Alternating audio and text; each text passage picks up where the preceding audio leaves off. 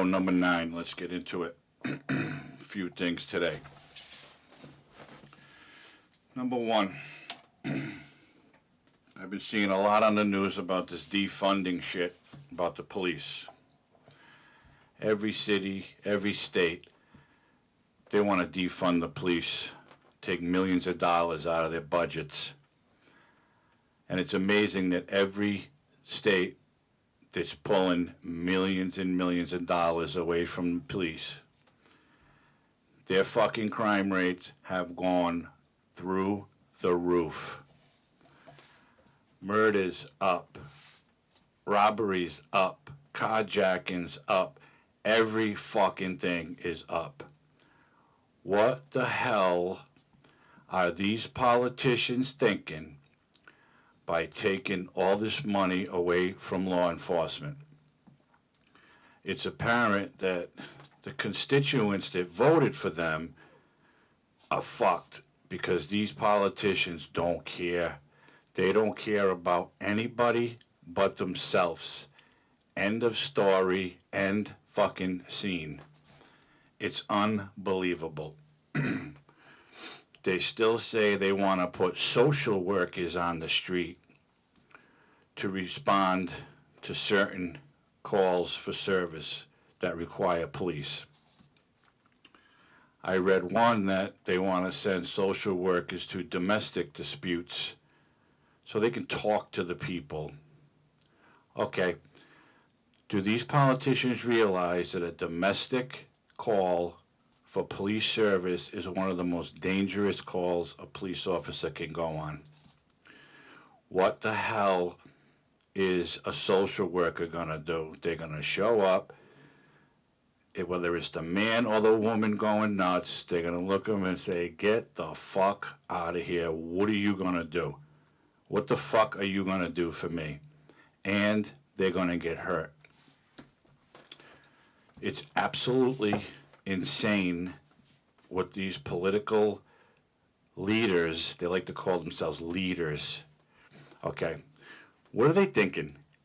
They're thinking that taking millions of dollars and cutting police jobs is going to make their community safer? Are you fucking kidding me? Crime is at an all-time high if you look at the statistics since this bullshit's been going on. It doesn't stop. It's never going to stop. You need more police on the street. You need more firefighters and rescue workers to respond to calls. You don't need less. Less is asking for trouble. In a local city where I live, they just had their 18th murder of the year the other day. And the mayor of that city is big on police defunding. He wants to put all kinds of money towards community programs, which is good. Put money towards community programs, but find the money to put for those programs. Don't take it from the police budget, because it's going to turn around and bite you in the ass, because your crime rate is going to go way higher than it already is. Police don't want to go to calls no more. They've had it. They're fed up. But what do?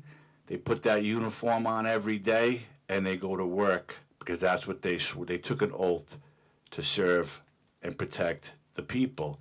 And that's what they do.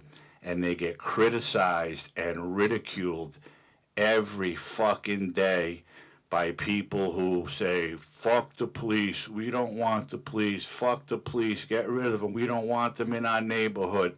Well, guess what? In their neighborhood, when somebody's smashing through their back window of their house, or somebody steals their car, or somebody's robbing their granny outside the front while she's walking home with her groceries, who are they going to call? They're going to call a social worker? Are they going to call the local politician? Are they going to call the mayor? No. They're going to call the police. And what's going to happen? The police are going to respond and do what they're trained to do, take care of the situation. Yes, I will agree that there are some bad police in every police department in the country. and that can't be controlled. That goes through, that should be taken care of in the process of becoming a police officer, which is a very long, drawn out, test driven process. You can't blame 99 good cops for one bad cop, because the good cops on the street are out there risking their life every day to protect the people who say, fuck the police. We don't want them on our streets. We don't want them in our neighborhood. So think about that. You have children. They have to walk to the school bus. They have to go to school. They have to deal with whatever they deal with in the situation they're in. God forbid something happened to one of them. They get into a fight. Somebody steals their bike. Somebody's trying to mess with them. What are you going to do? You're not going to go after the person. You're going to call the police, and the police are going to come and do what they're trained to do. Take care of the situation. End the story. So I'm sick and tired of seeing all of this nonsense, defund the police bullshit. Wake the fuck up, people. Because, yes, I'll say it again, there are bad police officers in this country. Absolutely. Every police department has them. But you can't blame the majority for the minority. You can't do it. These people, men and women, are out there risking it all every day. They want to make it home to their families too. And as days go by, police officers are getting killed in the line of duty way, way too often.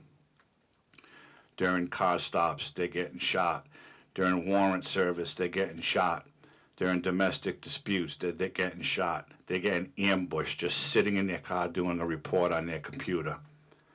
That's nonsense. That's bullshit. And I, for one, am against it, and I think it needs to stop. And yes, it does suck, and it does hurt when someone gets killed, whether it be a shooting, a fight, a car accident, anything that may be, anything.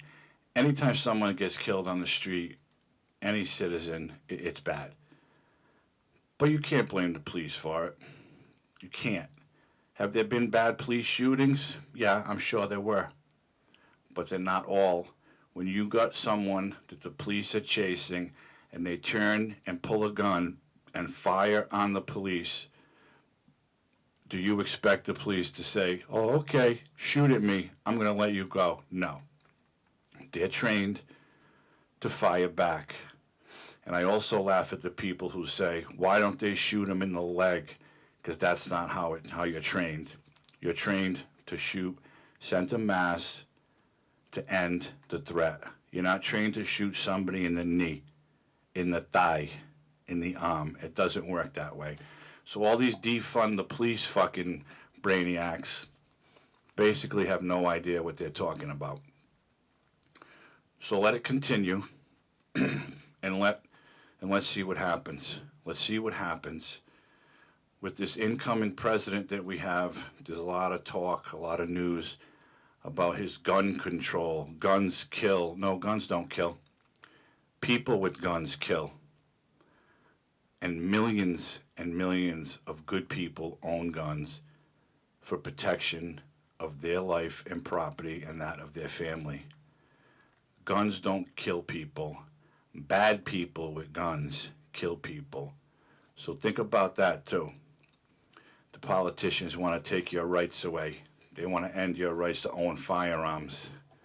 That's bullshit too, and that's my opinion. It's your right to own a firearm. You should be able to. And they say, oh, we're going to do these background checks. We're going to do this, and that. They also, politicians don't realize that anybody can get a gun anywhere on the fucking street. They don't know. They live in a bubble. They live in their own vacuum. They live in their own world. They run for office and think they're going to save the world. No, they're saving themselves and their inner circle, and they're taking care of certain people. They don't care about their constituents. They care about themselves. I said this before. People get into politics for self-gratification, and that's wrong. If you want to get into public service, Do it for the right reasons or stay the fuck out of it. Because these politicians aren't doing any good. They're doing no good to anybody. Now, again, still talking about politicians, the governor of our lovely state is still talking about her rules and shutdowns and pauses and stay home. Don't go out. Don't go anywhere. Wear a mask. Don't do this. Don't do that. But it seems that the rule maker is also a rule breaker. I saw a photograph today on a social media website of this lady sitting out in a restaurant, having a drink, a glass of wine, whatever it was, who cares, right? Why are you okay to go out, sit out, have dinner, have a drink when you're telling people you should stay home, avoid going out? You don't have to go out, stay home. The pandemic, the cases are going high. But you got the nerve to turn around and say, you know what? I'm in charge. I do what the fuck I want. Wrong. So you wonder why people are saying, fuck your rules. And they're doing what they want to do. Because if you're going to make the rules, then follow them. Lead by example, not by just what comes out of your mouth. People are tired. They're fed up. And when they see their leaders going against the guidelines, they're going to do the same thing. Now, I get that you can go out to restaurants and whatnot, but you're cutting back seating capacity less than 50%. So going out, you're probably not even going to get a table anyways. But because you are who you are, you can say, fuck my rules and go out because you know you'll get a table. No, it's bullshit. Lead by example. Because basically people are saying what you're saying is fucking garbage. Ridiculing school superintendents also for deciding to go to remote learning. That's not your call. It's up to each individual city and town and their superintendent on how they want to protect their staff and their students. And it's still being said that cases aren't being spread in schools. I beg to differ, and I think they are. And again, that's my opinion, because these superintendents are doing everything they can to teach these kids and get them through the grades that they're in. If they go to remote learning for the remainder of the year, it's for a good reason. And you got the nerve to say that it's wrong. They shouldn't be doing that. The kids are going to suffer. No, yeah, they're going to suffer. They're going to get COVID-19. That's what they're going to do. And the teachers are going to get sick. So there's less teachers. And I don't think they really care that you have a whole lineup of substitutes that can come in. It's not good enough. It's not good enough. Enough is not being done, and enough hasn't been done to make these schools safe for the students and the faculty who go there and work there. Maybe you should have implemented mandatory testing in the schools for the faculty and the students. Maybe that would have kept them there. But I, for one, would not be thrilled about sending my child to school if there's no safety precautions in place. Wear a mask, that's great. There's too many kids in the school.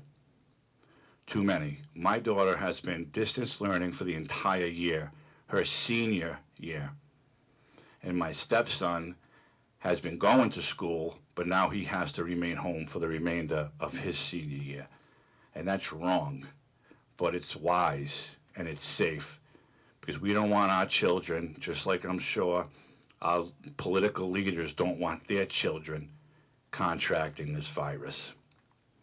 So think before you speak. Think about what people are thinking and saying when they see our political leaders out and about, not practicing what they preach. I think it's wrong. I think people are right to be angry about it, because people are tired. They want to go back to life, some kind of normal life. They're tired of it, and something needs to be done. Now, this vaccine has been approved by the FDA. They're going to start rolling it out. I hope it does something. So we're going to, like I always tell you, I'm going to wait and see before I go get it to see what's happening with it. But I'm glad that it's coming out because something's got to be done to stop the spread of this awful virus. It's killing people figuratively and literally because no one's got a life anymore. Nobody. And we got to do something. We got to change it. So let's think about what we say before we start screaming and preaching and protesting about police defunding, because it's only going to hurt you in the long run. And let's think about what our political leaders are saying and what they're doing. And maybe we should either follow them or not follow them.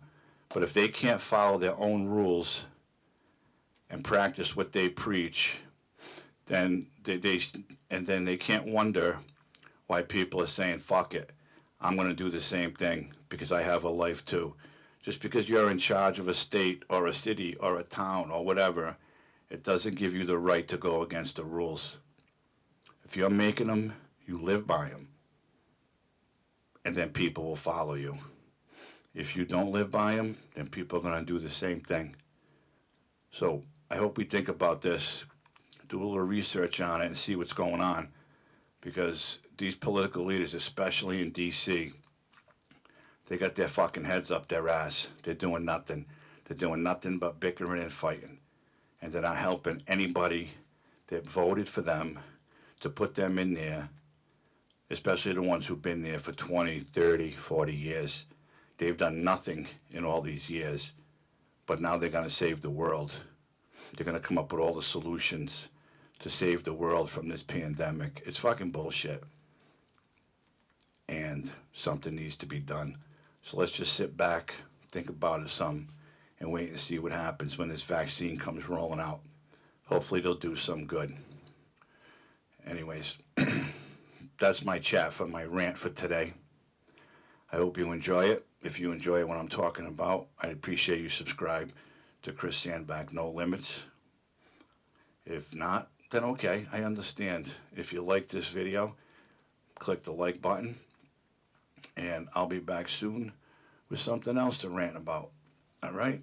My name is Chris, and this is No Limits, my podcast that I like to come on and talk to people on. So everybody have a good rest of the weekend. Enjoy the rainy day. I believe Sunday is supposed to be a little warmer, according to the weathermen, so we'll wait and see. Hope everybody's safe and healthy, and we'll talk soon.